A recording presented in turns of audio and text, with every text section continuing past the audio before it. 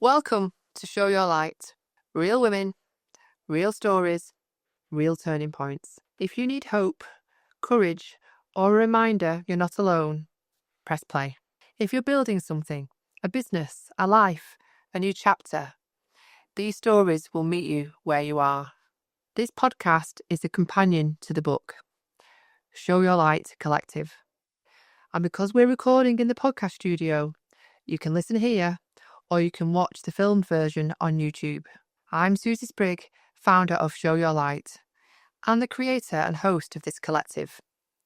Supported by writing coach Louisa Herridge, published by LH Publishing. Right then, let's begin. This episode is from Deb Wilson.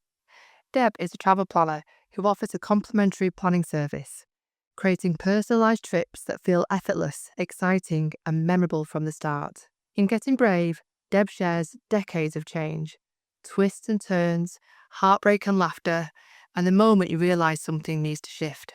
This chapter is about trusting that inner voice and being brave enough to choose a different path, even when it feels lonely or uncertain.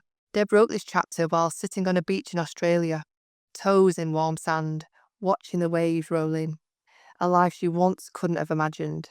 This is a reminder that bravery creates freedom over time, and one brave decision can change everything.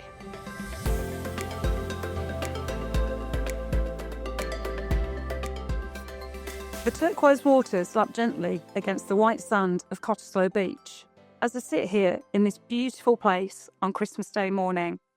Families are gathering around beach barbecues and groups of friends are meeting under the hot Perth sunshine. This is an F yes moment, if ever there was one.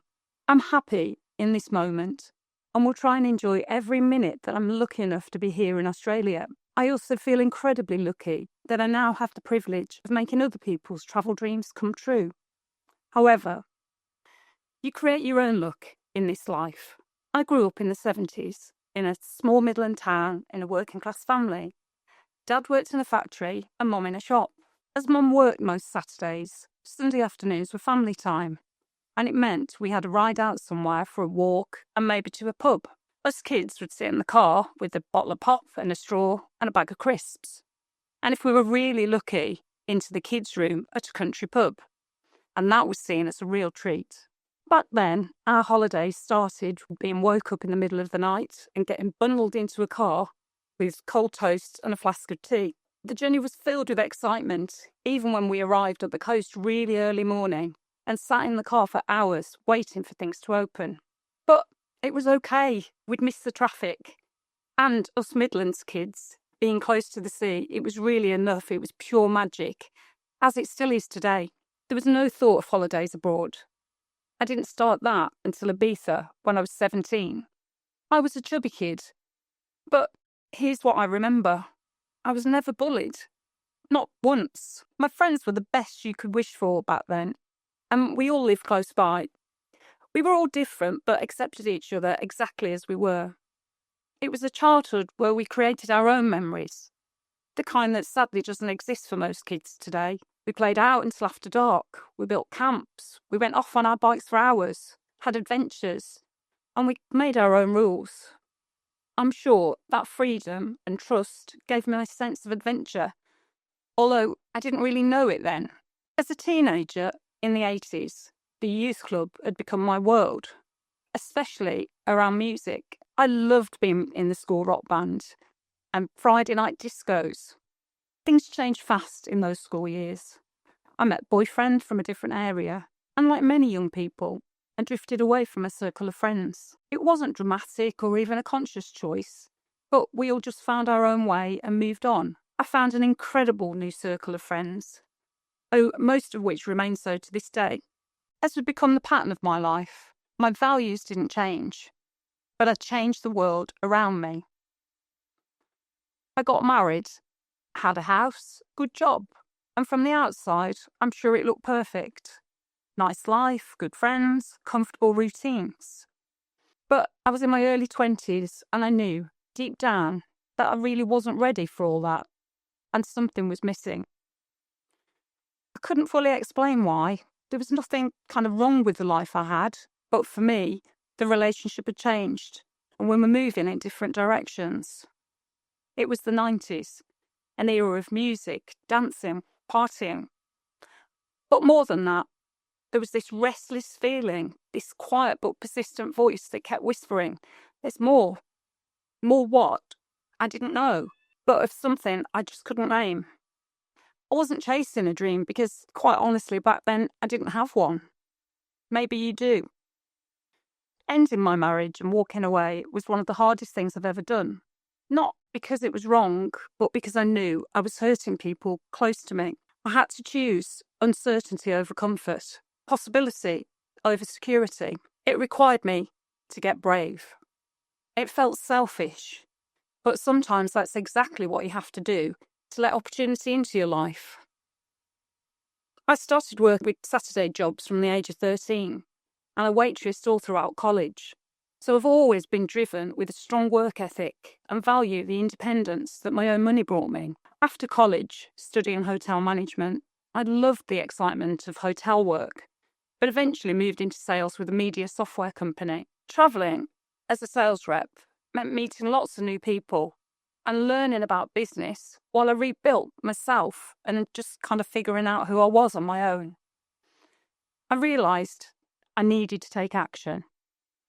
So I made a decision that would change everything. I moved to London.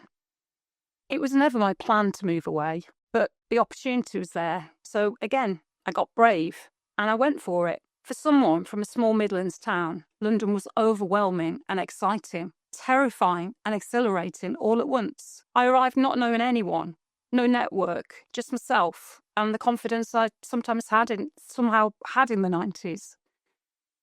But I was good on my own and I soon got into my routine. During that era, the technology industry was booming, transforming businesses, and companies needed people who could build relationships and make others feel confident about the investment that they were making in the future. But it was tough. I wasn't from that world, and I felt very conscious of my weight and my Midlands accent. I tried hard not to be someone I wasn't, and I often felt like I didn't really fit in. However, I kept pushing myself to make the effort and join in. Before social media, you had to be social and you actually had to show up in person. A massive cultural change was taking place in those early 90s years. It was the era of the Ladette and a great time for women to be in London. It was a work hard, play hard culture that gave me a chance to show my fun-loving nature and with my strong work ethic. And it worked. Doors opened. Opportunities appeared. Not because I was the most polished or the most traditional professional, but I suppose because I was real. I remember affectionately being called a rough diamond once. Well, I think it was a compliment. That's the lesson I wish I'd understood earlier, but I still continue to learn to this day. Your personality, your accent, aren't something to tone down or hide away. It's your greatest asset. Being visible, being authentic, having the confidence to show up. That's what creates opportunity. The 90s was a fantastic time for music, which has always been my passion. There was lots of concerts and live events around London, and I was lucky enough to be at Nebworth for Oasis in 1996, although I can never imagine the impact that they would have almost 30 years later. Just crazy. But I didn't get to my first Glastonbury until 2010, and I've been 3 times since, as you just can't get tickets. Music continues to be special and have a massive impact. It shaped various choices in my life in many ways. In the late 90s, I met my future husband. The millennium came and went without the digital and cyber issues everyone predicted. But it was a really fun but intense time to be in the IT world.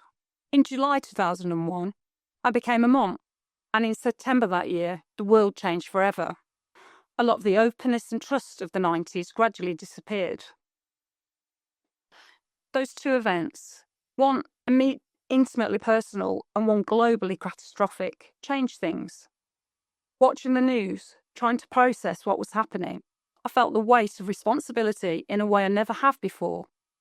This wasn't just about me anymore. It didn't diminish my ambition or drive, but it added a new dimension to everything. So, a couple of years later, I made another significant change, but with my family. Leaving London, to move north. I still love London and go back regularly, but we wanted to be closer to family without the constant travelling up and down the motorway. And priorities had changed.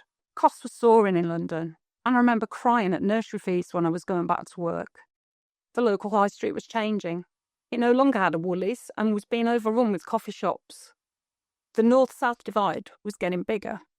We needed to build somewhere with space to grow, a place where we could create a life beyond the intensity of London. It was a different kind of brave, not the dramatic leap to London, but the quieter courage of choosing what was right for my family. Once again, I was starting fresh with a new job, building a community, creating connections in unfamiliar territory.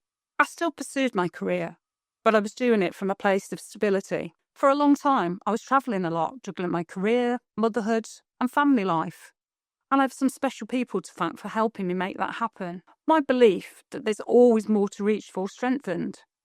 I hope that I was showing my son what was possible by demonstrating courage, ambition, adaptability. Life doesn't have to follow a predetermined path. We had some amazing family holiday adventures that my career allowed.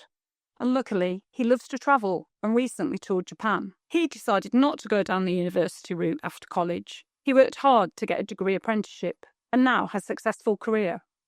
He'll be spending his first Christmas in his own home with his girlfriend, and I couldn't be prouder of them both.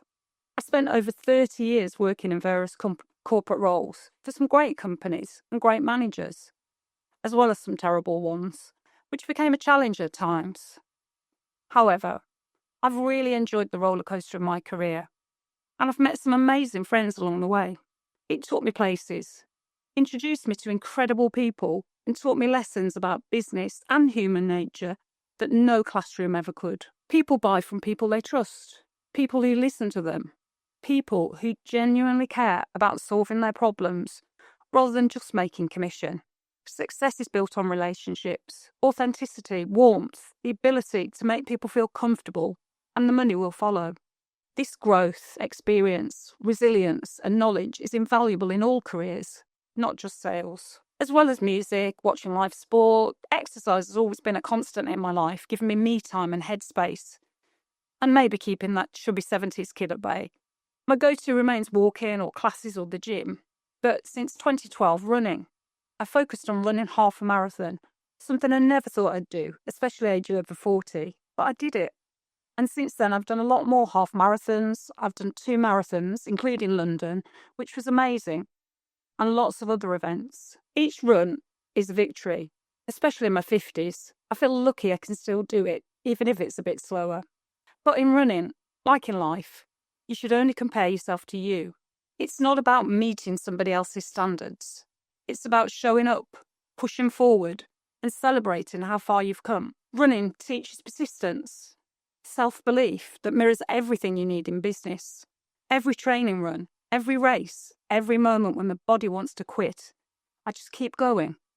It's all practice for challenges in life. And then my son and stepdaughter have the running bug too. And being on the starting line with my son is such a great feeling. Although he leaves me behind pretty quick. Starting my own business was something I'd wanted to do for a long time. And travel was my goal because I wanted to help people with their dream destinations and get real job satisfaction, which, in all honesty, I never really had throughout my career. Travel represents freedom, not just for my customers, who I help create amazing experiences and memories, but for myself. I'm building something of my own. I'm in control of my time, my decisions, my future. Again, in my life, I'm pushing myself to get out there, be visible, so people can get to know me and my business. I just love travel. I've done a lot of it throughout my career and personally. I've been to Las Vegas over 20 times through the years, conferences and various trips, most of which I can remember.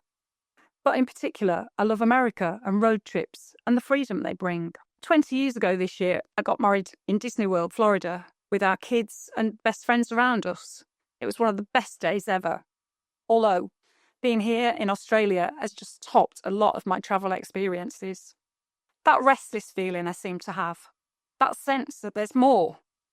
I'm finally understanding that it's not about a specific destination or achievement. It's about growth, an ongoing journey of becoming myself whilst helping others to achieve their dreams. Confidence isn't about being perfect or fearless. It's about trusting yourself. It's about taking risks because you know your worth isn't dependent on success or failure. Getting brave isn't a one-time event.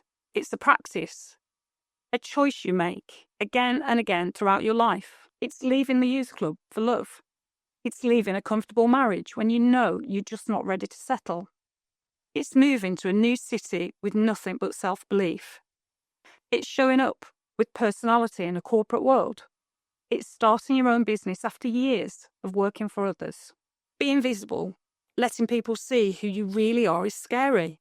Even more so today with social media. But it's also where the magic happens. When I look back, every significant opportunity in my life came from having the confidence to be there, let my personality show, to trust that authenticity would open doors that polish and perfection probably never would.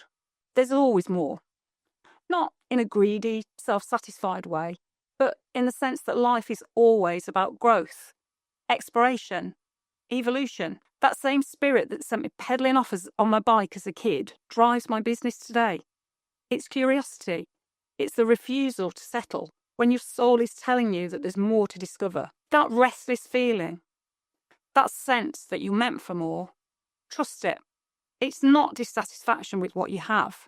It's your internal compass steering you towards who you're meant to become. A working class kid from the Midlands can build a successful career in London and beyond. A woman who spent decades working for others can start her own business and grow into someone confident enough to be visible in rooms. And she really can run marathons. But the journey isn't linear. It's messy, it's uncertain, and it does require courage. Every step prepares you for the next one. Every risk teaches you something if you are just brave enough to do it. I'm not sure why I keep pushing myself, and I just can't sit still, or why I'm here today, or why I want to keep running, and why I want to step in a room and meet new people. But I'm so glad I do, and thankful that I've never really chosen the simple path. If I had, I wouldn't have met the wonderful people in my life, and I might not be sitting on this white sandy beach with the sea lapping the shore. And my husband certainly would not be living his dream of watching the England cricket team play the Ashes in Australia. Be brave and create those opportunities.